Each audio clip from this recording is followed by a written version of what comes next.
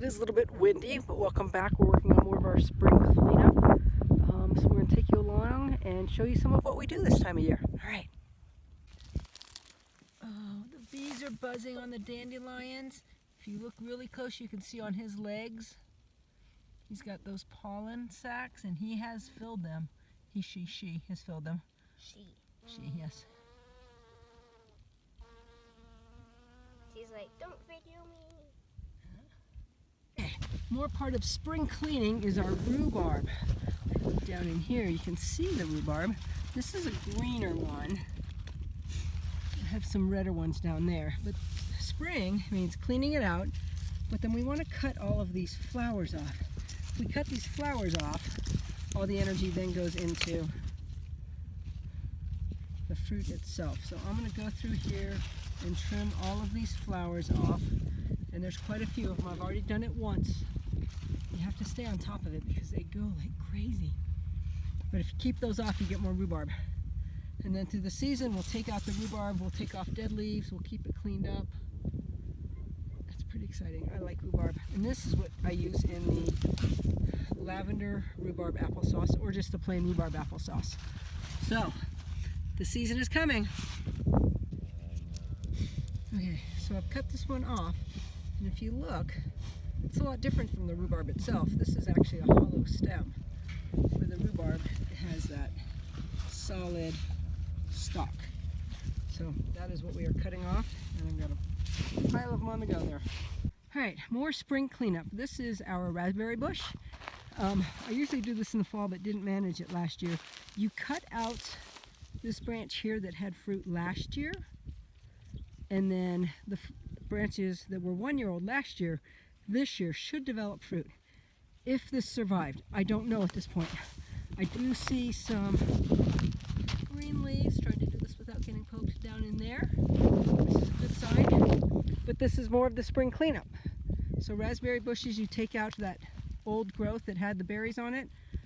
It opens up room for the 1 year old wood to become the fruit bearing and the new stuff to grow up in there. So I'm down in the lavender. I am working on some spring cleanup. I'm pruning.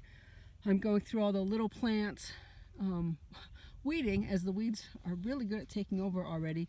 And I just came across all of these prints. These are raccoon. So it looks like they were down here. I'm not quite sure what they were into, but there's a lot of prints. This is pretty cool. We knew they were around. So, raccoons. Fortunately, Rascal was up at the house. He's learned not to get sprayed when the skunks are around. And we even have a little bit of raccoon poop. Ugh. You never thought you'd get to see raccoon poop, did you? Welcome to life on the farm. So we planted this row last year. It was really hard for water. The wind kept lifting up the fabric, which meant it moved it, and it completely moved my holes off the plant, so I had to redo it. So these plants took a serious beating. The plants down the other end, way behind Wyatt, are looking a lot better. So I figured a lot of these were dead. And as I get in here, you do see a lot of dead here on top. But down underneath, there's some green. So I think I'm gonna prune these like I have the bigger ones and cut this back and see if I can get it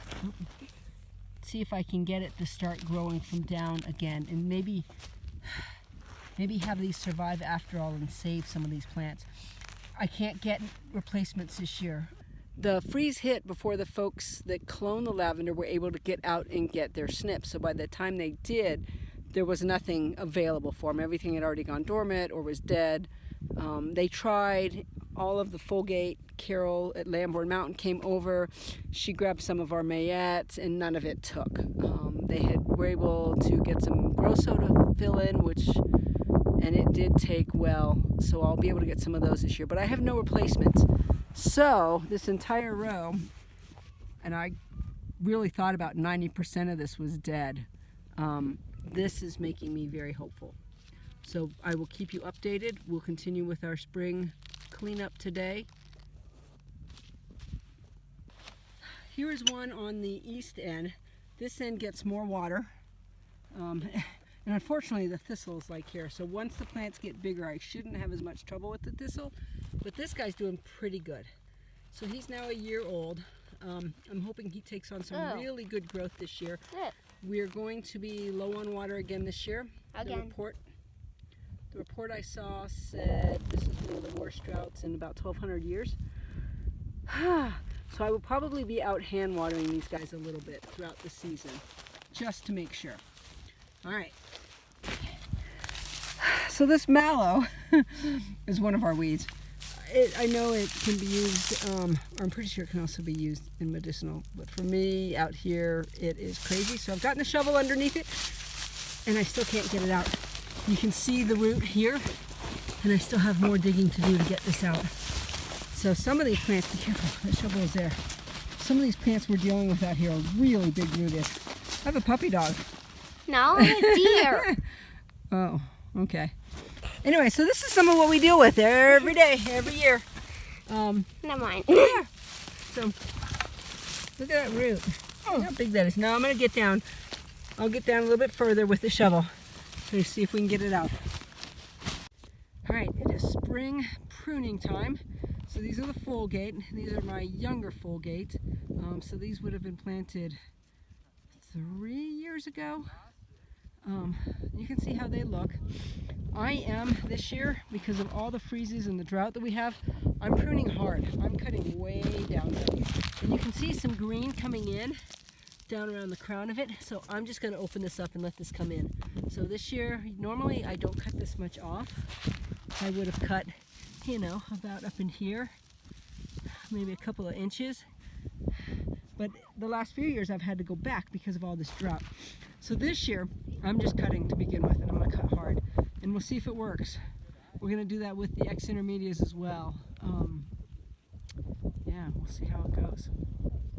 So I actually have been sweeping up the Fulgate that we cut off. We're supposed to get rain. Oh, fingers crossed we get rain. And I don't want all this getting wet and then just stuck down.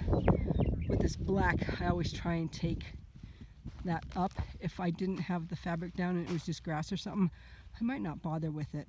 But we also want to clean underneath the plants a little bit so that they are getting air circulation. So we've just about got this row all pruned. He's finishing this up, and keep our fingers crossed for some rain.